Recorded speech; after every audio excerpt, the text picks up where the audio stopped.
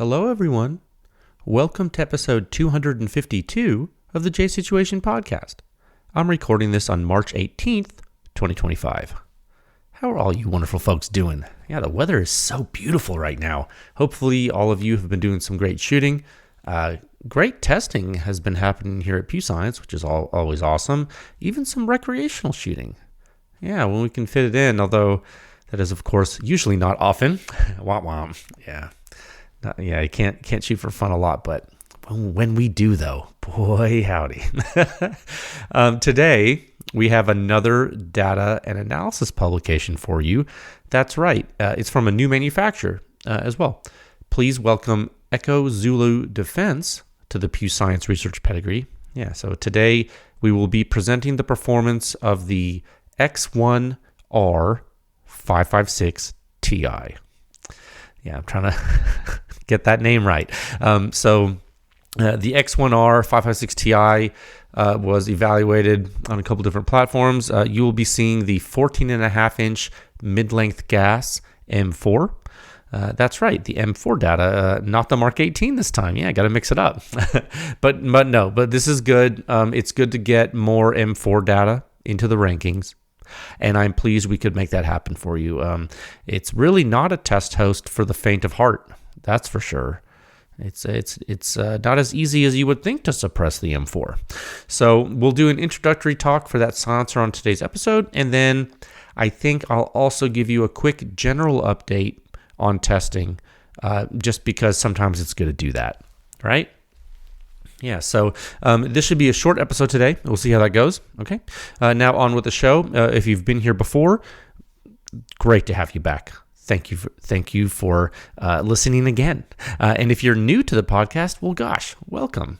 Thanks for coming, and we're glad to have you. And just so you know, there's timestamps in the episode description for you to skip wherever you would like, no matter where you're listening. If you're listening on YouTube or even the website or Spotify or iTunes or Pandora, Amazon Music, you can get this podcast everywhere. So wherever you are, there should be timestamps to guide you to the different topics, and you can even skip these ads that I'm about to read using those timestamps.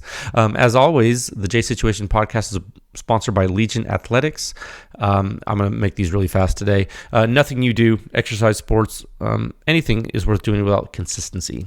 Legion Athletics can help. They have all the supplements you need to make your workouts awesome. Maybe you want to take a bump of pre-workout. Maybe you want to use some creatine every day. Whatever it is, vitamins, minerals, anything like that, they do have it. Use code word PEW Science to save 20% off your first order. LegionAthletics.com. This episode is also brought to you by Silencer Shop, the largest distributor of silencers probably in the world. The main thing I love about them, besides what they've done for the industry, is if you're a consumer and the gun store you're using has a Silencer Shop kiosk, you can go in there, do your fingerprints, do your photos all electronically. You cut down on errors, you simplify your silencer purchasing process, you get a money back guarantee. It's pretty good. No paperwork errors, just you and your silencer with no drama. It truly is silencer ownership simplified. Also, this podcast is brought to you by Top Gun Range out of Houston. They are a silencer shop dealer, but also what's really cool is they have an indoor range where you can test the silencers yourself. That's right, you can shoot. It's 15 lanes. It's crazy. They have the largest firearm rental fleet there is in Texas, and you can do rifles and pistols and shotguns and machine guns and silencers too. You can shoot them right there in the store and then buy one. It's crazy. TopGunRange.com. And also Capital Armory. If you're kind of like me and sometimes you're busy and you want to buy a silencer and sometimes you don't want to leave your house, you might be able to use Capital Armory to do that. That's right. If you live in one of the 42 states where silencers are legal, you can order a silencer in your living room and have it shipped directly to that same living room. It really is that easy. Capital Armory, silencer shipped directly to your door. Also, the podcast is brought to you by the PEW Science Laboratory. I'm the director of the lab, and in the interest of public education, we continue to sponsor this podcast. Okay, I think it's done a lot of good. I think it's educated people worldwide. We have a lot of fans, even in Australia. Funny enough, just speaking to someone from Australia yesterday. So that's cool. So you can visit pewscience.com for the suppression rating. It's the simplest and most accurate hearing safe rating for your suppressed small arms based on true human inner ear response of the entire gunshot from before combustion takes place all the way until all the combustion is gone. It's the home of the silencer sound standard. 7 sections, the most in-depth and accurate silencer data analysis in the world. Check it out at pewscience.com 24/7. And if you'll be so kind, if you enjoy this content like that we provide for you like every week and for the past 5 years, if you could join with a membership, that would be awesome. It would help keep the lights on, help us keep doing this. There's a donate feature if you're not into recurring things. That's cool too. And you know what? If you're not into paying money for anything, I totally understand. Stock market's cratering. World War III is about to happen. No, just kidding. Don't want to jinx it. No, but really, you don't have to buy anything. What you can do is just spread the word. Let folks know that silencers and guns are awesome. That would be awesome if you did that for us. All right. Like I said, we have 2 topics for you today. The first topic, Sound Signature Review 6181, the Echo Zulu Defense X1R556-Ti on the 556 standard untuned mid-gas 14.5-inch barrel M4A1. And then topic 2 will be just a short update on testing for the first quarter of 2025. I think it's prudent to do that, okay? So let's move into topic 1 at a time of 6 minutes and 24 seconds. Okay, very good. Making good time. Should be quick. Topic 1, Sound Signature Review 6181, the Echo Zulu Defense X1R556-Ti on the 556 standard untuned mid-gas 14.5-inch barrel M4A1. Yet another hybrid design. And I think there are levels to this. So in this particular report, I would like to turn your attention to something. I think you should be thinking about what can happen when certain parameters are changed and those parameters slightly deviate from some core design principles that folks have learned over the years if they've been following PEW Science and the research. What happens when you kind of tweak some of those and you maybe stray a little bit? What can happen? So we should talk about that. Okay, so this is just the introductory discussion for this white paper that's published with today's episode. So we'll go technically deep next week. But you should know. So this is a new silencer company, Echo Zulu Defense. So buckle up, completely new. They have a few different silencer products. They're all 3D printed, of course. Some rifle products, some rimfire products. Today we're presenting data analysis on one of their rifle silencers, centerfire rifle silencer, the X1R556-Ti. It's a pretty unique silencer, actually, and I can say that with confidence after looking inside it and testing it and speaking about the internal structures with a client. This is definitely an interesting take on rifle suppression technology.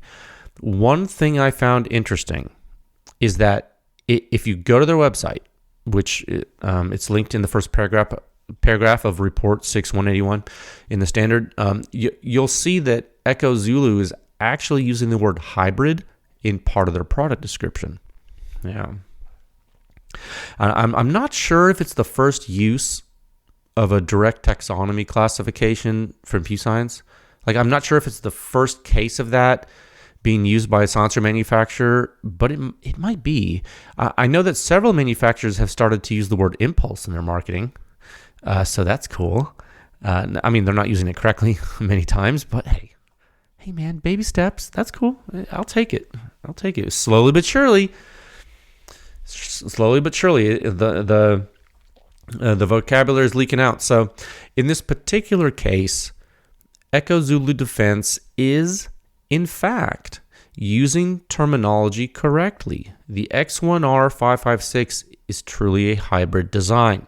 Now, I know I've been beating that term into your brains like the past few articles, the past few podcasts, but it's just coincidence. Okay, there's no grand conspiracy. It truly is just coincidence, and it just so happens that hybrid designs are becoming extremely popular now. Lower back pressure. Notice I'm not saying low. I'm saying lower back pressure in general is becoming very desirable. And managing gas momentum out of the distal end simultaneously, so you don't end up like a Huxworks flow-through silencer near reflecting surfaces.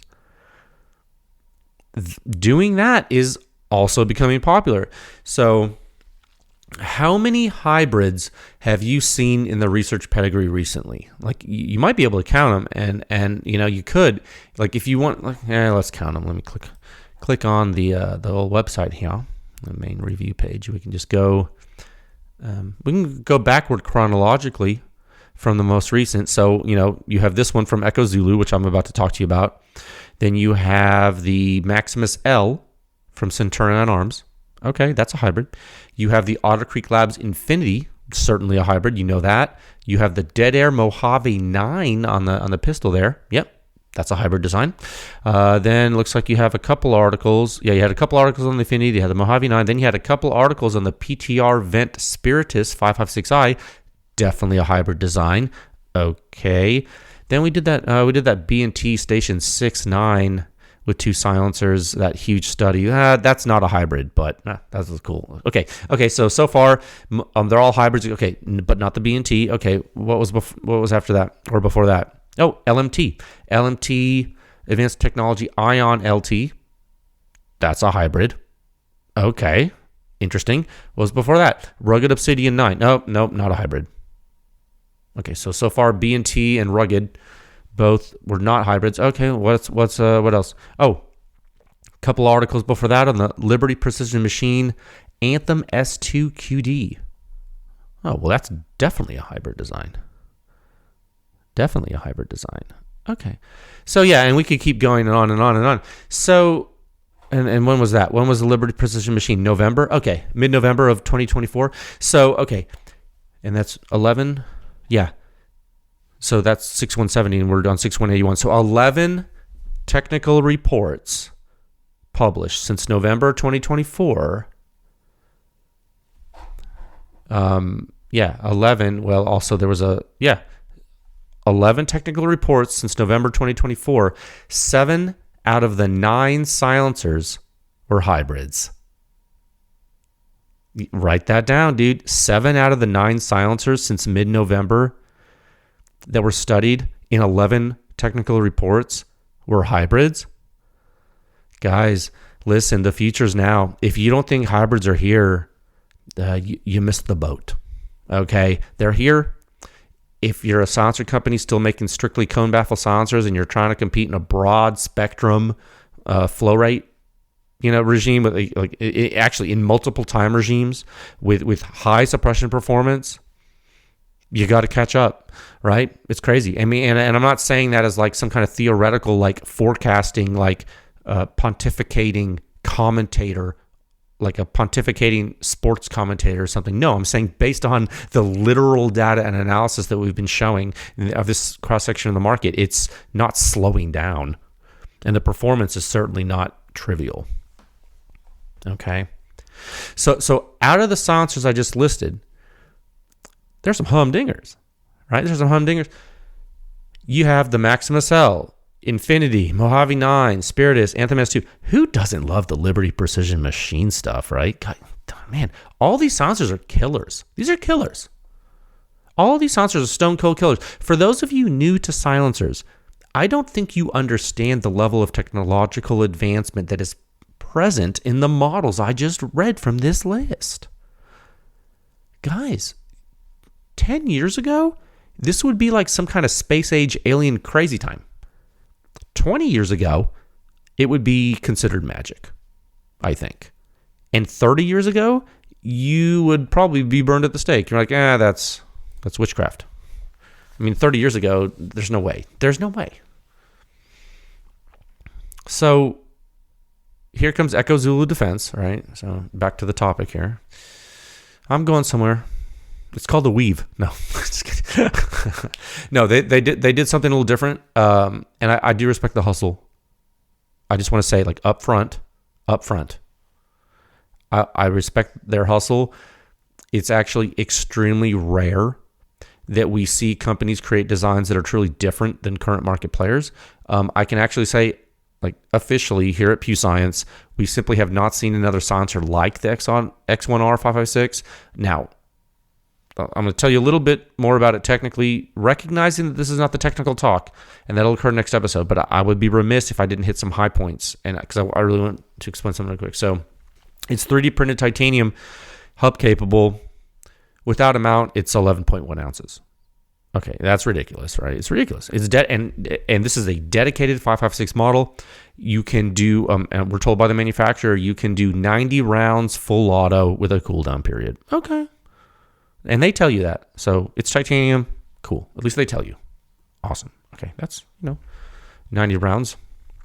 3 30-round mags, full auto, like consecutively. Like, what, you're doing more than that with the titanium silencer? Oh, something's horribly wrong. Use a different weapon. No. Inside the silencer, it has the hallmarks of a hybrid, like I've been telling you. So it has, what does it have? Early venting, annular cavities, advanced gas management features with some traditional baffle elements mixed in. Okay. Echo Zulu Defense calls this reflow technology. Okay. That's the name of their tech. That's their words. Okay. So that's an overall gross, really non-technical summary. Let me give you a little technical tidbit. The muzzle suppression performance of this silencer on 5.56 is very high. It suppresses extremely well. The first reflector, or the blast baffle, which is what it's called colloquially, right? The common terminology would be the blast baffle, but it's a reflector. It's a reflecting surfaces, and it's the first one. So the first reflector in this silencer is almost flat. Almost flat. I explained this to you in one of the research notes in the article. But the blast baffle is also vented, but it's vented differently than what you would typically see. And so this is both a positive trait and a negative trait about the silencer. The performance trait of the silencer. The positive is that it does vent, which is good. The so-called reflow technology does, in fact, have a high degree of suppression performance efficacy. It does work. Excuse me. The not so good is that the blast baffle is mostly flat, so due to the type of venting used, the impulse accumulation in that blast chamber is probably a little bit higher than you would like it to be sometimes. So long story short, like with skipping over a lot of technical things, the shooter's ear suppression rating on the already overgassed host, that M4, it's really middle of the road in this test, okay? Not super high. Literally middle of the road, meaning I think it might be in the median of the M4 data set of the shooter's ear.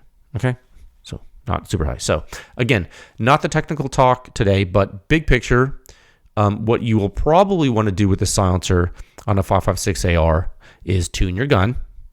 Okay, now is it a gassy silencer? No, I wouldn't necessarily classify that as a gassy silencer at all. I think it does have a flow rate that will allow you to not be gassed out on many weapons, but it's not a super duper high early time flow rate, and the data and analysis does reflect that. And I know this because we've tested on multiple hosts, so I feel that PEW Science does understand the silencer very well. And I would not say that it's super high flow rate and super low back pressure. It's not, and you'll see. Now, this thing is only 11 ounces. And so if you have, for example, if you have a bolt gun that shoots things that are like 5.56 or below or whatever, this might be on your radar because it's definitely not heavy, definitely has great pure suppression performance, definitely something to be looking at least be aware of on the periphery, right? There's some FRP things you really need to understand too, but yeah, you'll see that in the article, and I think we'll talk about that technically next episode. The mount we tested it with is the direct thread mount that comes with the silencer. It's titanium, so that's cool. It already has a mount when you open the box that can be good for many people, especially with a silencer like this. A lot of people use a direct thread. So I would say this one was interesting. The silencer is actually very complicated. It has the early time venting, the annular rerouting. It does have some lattice structures in it. And they even recombined the flow later in the system. So for their first try, I think Echo Zulu Defense is on the right track. And when you look at the overall suppression, the pure muzzle suppression performance, it's very high for the platform. It really is very high. So I think this is worth noting. I think it's certainly worth publishing. It's certainly worth looking at. Even if you are not pleased with the shooter's ear performance on the M4, I think knowing that this thing is out here is important, because if you show up with a tuned gun, this silencer is going to really shine for a lot of folks at the range. Like I'm telling you, so when you get silencers like this and you come with a tuned gun, it's going to shine on a lot of different ARs, and be aware of it. Okay, you might be surprised, particularly for something that only weighs 11 ounces. Okay, this is not, I know we're getting very strict and the competition is getting very, very stiff at these levels. So you just need to, I think about how people are really using the systems, and just know, here's another one. It's like I said, it's not slowing down. It's not stopping, guys. These are going to keep coming. It's not over. All right. It's just getting started. And it's just keep adding manufacturers, because it's a gold rush. All right. So please look through the test report on the website today if you would like. It is report 6181, new company, Echo Zulu Defense. Silencer's name is X1R556-Ti. They are also doing an Inconel rifle silencer, not this model. It's an Inconel rifle silencer, but it's a different silencer. Okay, I'm told it's also pretty light. I'm also told it's more durable because it's Inconel. I am not sure of its performance because we have not evaluated it, but I did want to mention it because some people want to know that type of stuff. Okay, you can, again, go to the website. It's linked in the report in the first paragraph. We're going to be back next episode to speak technically about the silencer, go over the article. There are some key design parameters of interest that are worth speaking about. I think we'll probably have some fun with that. Okay. All right. So I'm going to give you sort of a general testing update in the next topic at a time of 22 minutes and 21 seconds. Okay. So yeah, see, it'll be short today. Okay. Topic 2, PEW Science testing. It is continuing. The first quarter of 2025 has been very interesting. We've been using some new test hosts. We've been testing some new silencers. There are a lot of things to show you. And every time a new year begins, or even a new month begins, I ask myself, how far can the performance gauntlet take us? I mean, it's literally like one of the reasons for the effort, right? Like, how fast can you go? Like, how quiet can you get? How low back pressure can you get and still suppress? What are the boundaries of performance? What are the limits of performance? What can you do? You guys have a front row seat. We're watching it just like you, And so we have recently completed our first test program with the Knights Armament SR25. That is a semi-automatic 7.62 NATO AR. Okay.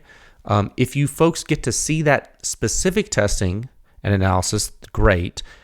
If you don't get to see it, please don't worry. We will do more testing with that host, and you will get to see that. But I did want to officially tell you guys that is officially underway. It has happened already. So you will not know who it was for unless it's published. But I do want to tell you it is happening. We already have several of PEW Science clients have already expressed interest in doing testing on that host. So just so you know, it's available. That is what we are doing. A 14.5-inch barrel. Okay, just so you understand that. That's so I want you to know that unsuppressed, it is a very hazardous gun to the operator. As you may know, all unsuppressed firearms are very hazardous due to blast overpressure. The unsuppressed suppression rating on the for the SR25 is very low for the operator. Okay. Again, 14.5-inch direct impingement SR25 chambered in 7.62 NATO. Everything on the gun is Knights. Both the upper and lower receiver were purchased by PEW Science directly from Knights Armament. We did that to ensure it meets the specification of the SR-25 weapon system exactly like we wanted it to be correct. There are many 308 semi-automatic rifles that use SR-25 pattern magazines, for example. There are many AR-10 type 308 rifles. A lot of those rifles attempt to mimic the SR-25 pattern in general and the performance of the SR-25. Okay, that's a fact and historical record. So I just want to tell you that we recognize that the SR-25 might not be a commonly available rifle in and of itself, like the actual SR-25. We believe me, we that's not lost on us. We do understand that. However, we're okay with that because it does not have an adjustable gas system, which is very good for a test house. It has a known long-term pedigree, and because we are using the 14.5-inch barrel, we do feel we are challenging the silencers more than the 20-inch barrel does on the bolt-action rifle, of which we have a tremendous data set already. So we don't want to do a semi-automatic 20-inch. That would be less.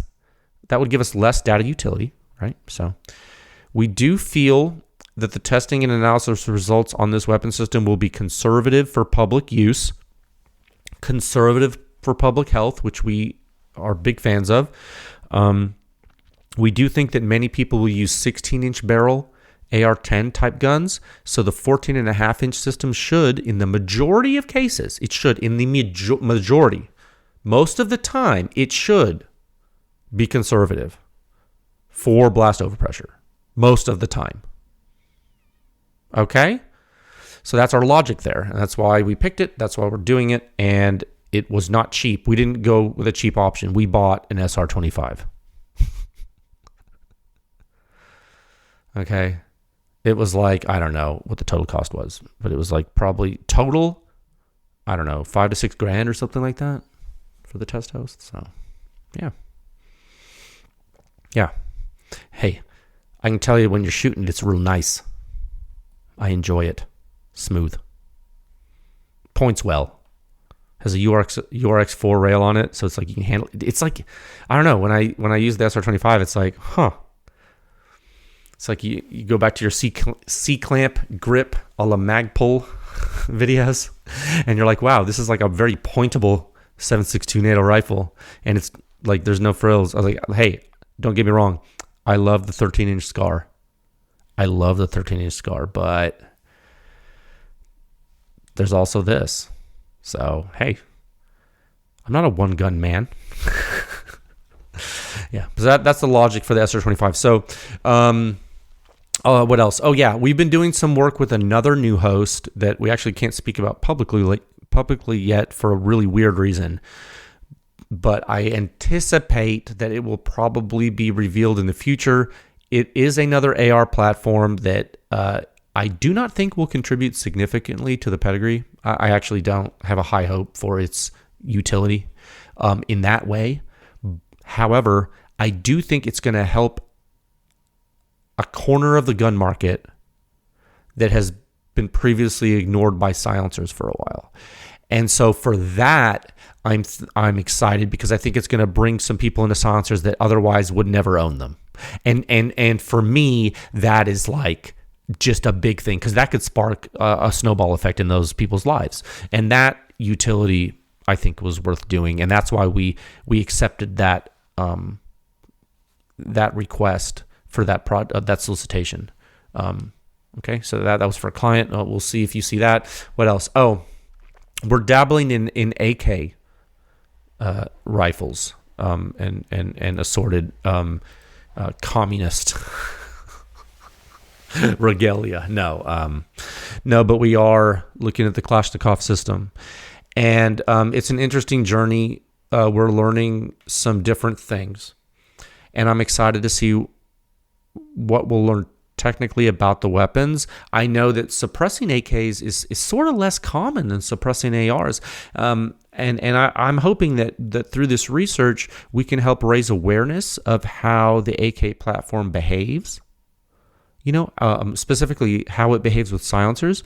And 7.62x39 is an interesting cartridge. And since it lends itself to good performance in short barrels, adding a silencer can sometimes be convenient, right? Because your overall length doesn't get too cumbersome. So I think that's cool. And who doesn't enjoy putting silencers on the most guns possible? Like, obviously that's cool, right? So, I have to admit, some of these AK weapons are good looking. I have to say, you put some nice wood on the things. I'm warming up to them. Could be part of my... No, never mind. I'm not going to get too deep in that. 45 pistol testing. Yes, two world wars. No, 45 pistol testing will be in the mix. Thank you for your patience on that. That is a completely internally funded rabbit hole that we're pursuing. We have not forgotten some key requests from members and from the public for more Mark 18 testing and analysis, more M4 stuff, more subgun stuff. That's coming too. Please stay tuned. More 9mm pistol stuff too. So there are so many neat things. There's probably some more rimfire too. Although we hate doing it, we're happy to do it. There's more rimfire too. So yeah, all in all, I'm happy where the research has taken us. I'm happy where it's going. And look, when I say I hate doing rimfire, it's not that I don't like doing rimfire. It's like I think bolt gun rimfire is less valuable nowadays. It's too easy. I think that semi-automatic rimfire in the pistol host form is really where we bring the value to the market and the value to the end user and the designer. I think that's really the important thing. So I think that some more of that will be coming. There's some neat stuff. I'm happy where the research is taking us. It's a very busy month, so there is a distinct possibility that I will be out next week due to a seminar I'm giving at a university. Okay, so if when I get back from travel next week and I don't have time for the podcast, or I just don't have the energy, I will then push it to the next week. Okay, I'll make that call then. I don't want to decide right now. I have too many things to do, and we'll see. We'll just have to see how that goes. So again, short podcast today, just half an hour. That's fine. I hope you folks enjoy the report on the new silencer from Echo Zulu Defense. Let me know what you think. Next episode, we'll do a technical deep dive, as is tradition. All right, so please stay safe. I will talk with you folks again soon. Okay, bye.